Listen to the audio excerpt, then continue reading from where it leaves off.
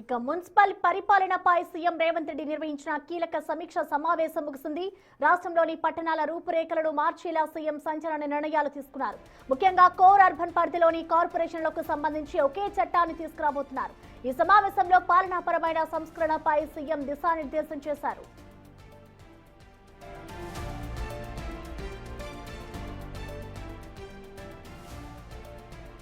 Core urban పరిధిలోని 3 municipal కార్పొరేషన్లను విలీనం చేస్తూ వాటన్నిటికీ కలిపి ఒకే చట్టం అమలు చేయాలని నిర్ణయించారు.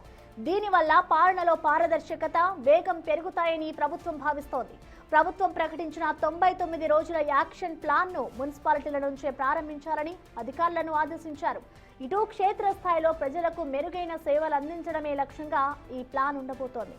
పట్టణాభివృద్ధి కోసం సీఎం ప్రత్యేకంగా 12 అంశాలతో కూడిన ఎజెండాను ఫిక్స్ చేశారు. పారిశుద్ధ్యం, తాగునీరు, డ్రైనేజీ మరియు రోడ్ల మరమ్మతులపై తక్షణమే దృష్టి సారించాలని స్పష్టం చేశారు.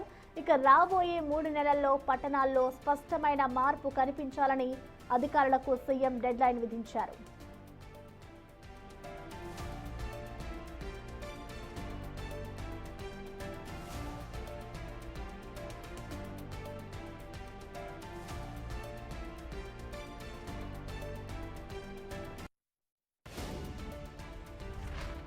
మూసీ పునరుజ్జీవ ప్రాజెక్టుపై జరుగుతున్న దుష్ప్రచారానికి చెక్ పెట్టేందుకు ముఖ్యమంత్రి రేవంత్ రెడ్డి సిద్ధమయ్యారు.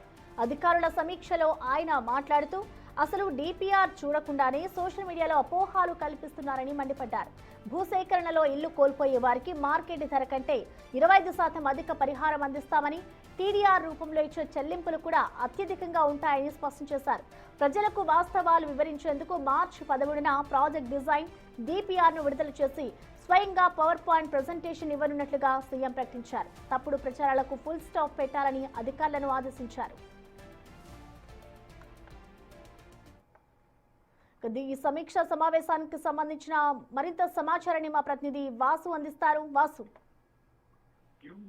ముఖ్యమంత్రి రేవంత్ రెడ్డి ఈ రోజు ఎంఏయుడిపై జరిగినటువంటి కీలక సమీక్షలో కూడా కీలక వ్యాఖ్యలు చేశారు. అయితే మూసీ పునర్జీవనంపై అధికారుల సమీక్షలో కూడా ఈ రేవంత్ రెడ్డి వ్యాఖ్యలు చేశారు. ప్రధానంగా మూసీ పునర్జీవన ప్రాజెక్టు ఎవరికి తోచినట్టు వాళ్ళు మాట్లాడుతూ ఉన్నారు. సోషల్ మీడియాలో అడ్డగోలుగా తప్పుడు ప్రచారాలు చేస్తా ఉన్నారు. ప్రజల్లో అనవసరంగా అపోహలు సృష్టిస్తా ఉన్నారు. కానీ అసలు డిపిఆర్ చూడకుండా అసలు వాస్తవానికి ఈ యొక్క మూసీ పునర్జీవన ప్రాజెక్టుకు సంబంధించి జరుగుతున్నటువంటి అభివృద్ధిని ఎవరు కూడా పట్టించుకోకుండా అడ్డగోలు వ్యాఖ్యలకు సంబంధించి కూడా మనం వాటికి ఫుల్ స్టాప్ పెట్టాలి అన్నటువంటి వ్యాఖ్యలు అధికారులు జరిగింది. ఇక భూసేకరణలో ఇల్లు కోల్పోయేటువంటి వారికి మార్కెట్ ధర కంటే దాదాపు 25% అధికంగా ప్రభుత్వం పరిహారం ఇస్తుంది. ఇక డిపిఆర్ రూపంలో ఎవరైతే బఫర్ జోన్ తో పాటు ఎఫ్డిఎల్ లో ఉన్నటువంటి భూములకు సంబంధించి డిపిఆర్ రూపంలో ప్రభుత్వం ఇచ్చేటువంటి చెల్లింపులు మార్కెట్ వాల్యూ కంటే అధికంగా ఉండబోతా ఉన్నాయి.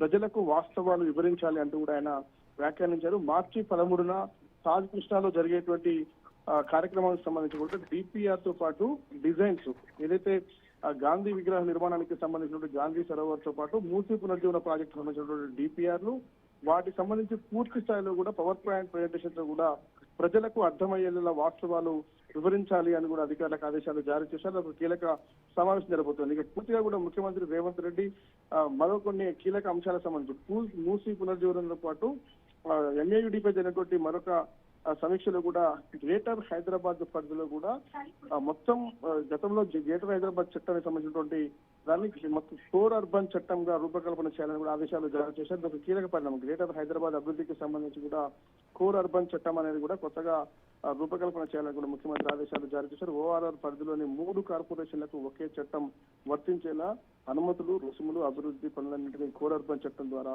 నిర్వహించాలని కూడా సీఎం ఆదేశాలు జారీ చేశారు. ఓఆర్ఆర్ లోపల ఉన్నటువంటి అన్ని శాఖలను రోడ్లు ఎంఏయుడి పరిధిలోకి తేవాలని కూడా ఆదేశాలు చేశారు. కోర్ అర్బన్ ప్రాంతంలో పారిశుద్ధ్యానికి ప్రాతినిధ్యం, చెత్త వేసే ప్రదేశాల గుర్తింపు, ఉల్లంఘనలపై కఠిన చర్యలు తీసుకోవాలని కూడా ఆదేశించారు. ప్రతి వీధి దీపం పనితీరును డాష్ బోర్డ్ లో చూపించాలి. ఇక మొత్తానికైతే Hyderabad greater Hyderabad outer ring road పరిధిలో ఉన్నటువంటి కోర్ అర్బన్ రీజియన్ మొత్తాన్ని కూడా ఒకటే చట్టం పరిధిలోకి తీసుకొచ్చే విధంగా కోర్ అర్బన్ రీజియన్ చట్టాన్ని తెలంగాణ ప్రభుత్వం అమల్లోకి చేపడుతుంది.